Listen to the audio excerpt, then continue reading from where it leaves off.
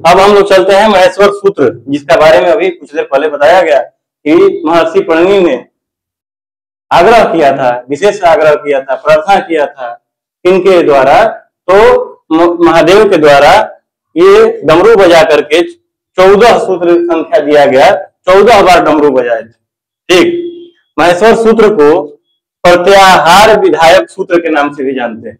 महेश्वर सूत्र को किस, क्योंकि महादेव ने अगर डमरू बजा करके जो सूत्र दिया था उसे महेश्वर सूत्र कहा जाता है, लेकिन ऐसा नहीं है कि केवल महेश्वर सूत्र ही कहा जाएगा, उसको प्रत्याहार विधायक सूत्र के नाम से भी दे देगा, तो जानना होगा कि महेश्वर सूत्र का ही बात कर रहा है। ठीक, अब पहली बार जब उन्होंने डमरू बजाया था तो उस डमरू से आवाज आया था अ ई उ अ।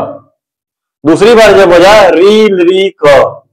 तीसरी बार बजा तो ए ओ अंग, और चौथी बार बजा तो ए औ च, ह य व र ट। पांचवी बार में आया था, छठवीं बार में ल र, सातवीं बार में य म अंग ण न म। सातवीं बार डमरू बजा था तो, आठवीं बार बजा था तो झ भ य। नौवीं बार बजा था तो क्या हो गया था, ध ढ ध स।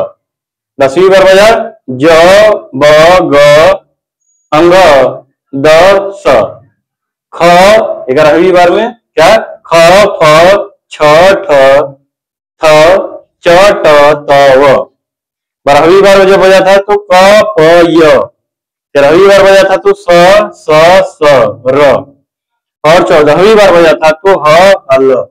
इतने सारे सूत्र निकले, 14 बार डमरू उन्होंने बजाया था, जिसका उच्चारण जो अगर माना गया तो पहली बार बजा था तो ये निकला, दूसरी बार में ये, तीसरी बार में ये, चौथी बार में ये, और पांचवी बार में ये, छठवीं बार में ये, सातवीं, आठवीं, 9वीं, 10वीं, 11वीं, 12वीं, 13वीं, 14वीं तक का ये मूल माना जाता है कि किसी भी भाषा का लिखावट में ये जो महेश्वर सूत्र होते हैं वो बहुत बड़ा रोल अदा करते हैं, भूमिका निभाते हैं, और तभी हम लोग कोई भी शब्द को लिख पाते हैं।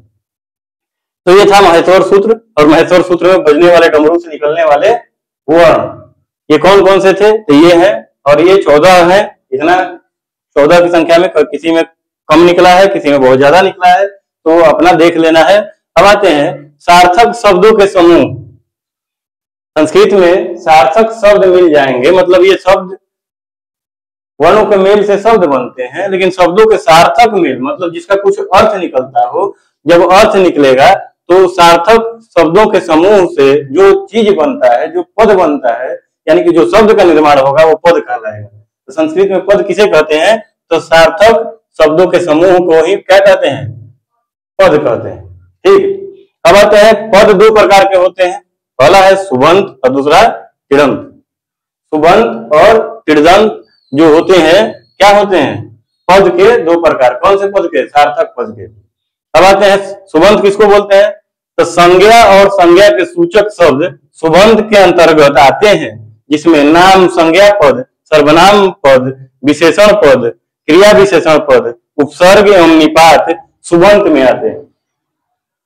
क्योंकि हम जानते हैं कि संज्ञा जो होता है नाम का बोध कराता है, सर्वनाम जो होता है संज्ञा के बदले में यूज किया जाता है। अगर राम कह के बोल रहे हैं तो संज्ञा है, अगर वह कह के बोल रहे हैं तो सर्वनाम है। ठीक है, इसके बाद में विशेषण विशेषता बताया जाता है कि राम अच्छे आदमी थे, तो विशेषण का बात होगा। क्रिया विशेषण उनका कर्म जो है बहुत ही दयालु थे, या काली गाय ज्यादा दूध देती है, तो कहने का मतलब है क्रिया विशेषण इसमें हो गया कि काली गाय की खासियत क्या है, तो ज्यादा दूध देती है। इस तरीके से जो सारी की सारी चीजें कैटेगराइज करके मतलब वर्गीकरण करके जो रखा गया वो सुबंत में रखा गया। और सुबंत में जो विभक्ति स्टार्ट होती है, सुबंत में ही विभक्ति स्टार्ट होती है, जो प्रथमा, द्वितीय, तृतीय, चतुर्थी, पंचमी, षष्ठी एवं सप्तमी तक समाप्त होती है, जो कि आपको लिखने को मिलेगा, देखने को मिलेगा कि बालका बलका उबलका बालकम बलका उबलका ऐसे करके प्रथमा द्वितीय तृतीय तक ऐसे करके बना हुआ मिलेगा। ये सुबंत में आते हैं। सुबंत सार्थक पद के पहला कैटेगरी में आता है, पहला वर्गीकरण को सुबंत बोला जाता है। आते हैं तिङंत में। क्रियावाचक प्रकृति को ही धातु तिङंत कहते हैं।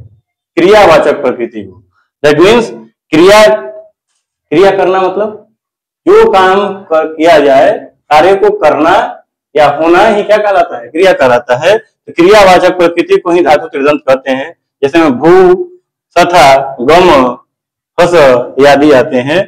संस्कृत में धातु की 10 लकारें होती हैं। कितनी लकारें होती हैं? 10, जिसमें लिट लकार, लोट लकार, लंग लकार, विधिलिंग, लूट लकार, लुंट लकार, रीट लकार, रिंग लकार, आर्सिलिंग, रीट, रिंग लकार इत्यादि आते हैं। कुल गिनिएगा तो 10 लकार होते हैं। और ये 10 लकार मिल करके इसका पूरा संस्कृत में जो भी आप पढ़ते हैं शब्द, धातु शब्द या जो भी चीजें आती हैं, बालका शब्द का भी ये विभक्ति और इसी में लिखा हुआ पूरा का पूरा व्याकरण में मिलेगा। तो ये रहा आपका संस्कृत व्याकरण का फॉर्मेशन, निर्माण।